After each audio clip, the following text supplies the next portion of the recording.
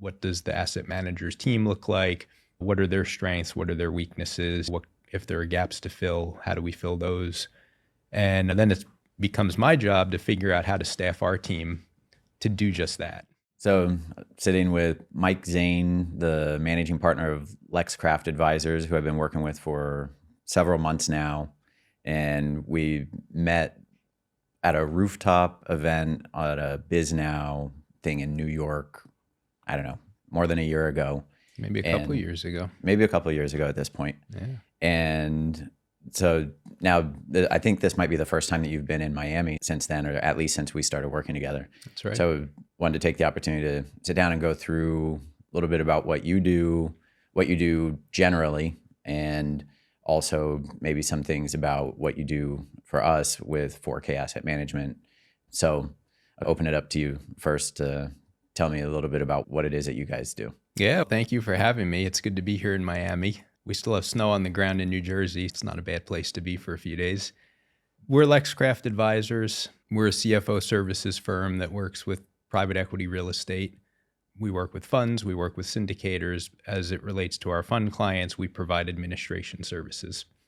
So as we sit here, we're working with clients that are managing about $2.1 billion in assets across about 100 projects.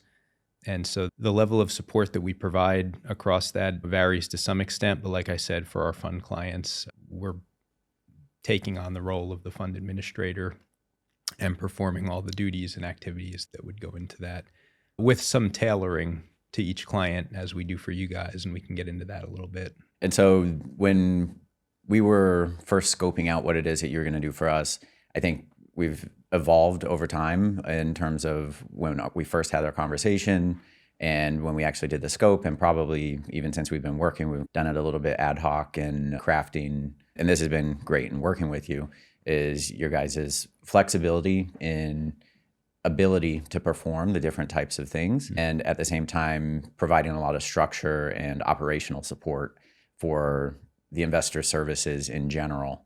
How would you say you're able to provide different types of services across the spectrum, whether it's an emerging manager or some of the larger institutional groups, having 2.1 billion of client representation work? That's not all emerging managers. Yeah, that's true. So the core, there are certain core tenets of this fund administration service that translate from one client to another. The investor operations component is a pretty common thread across everybody that we work with.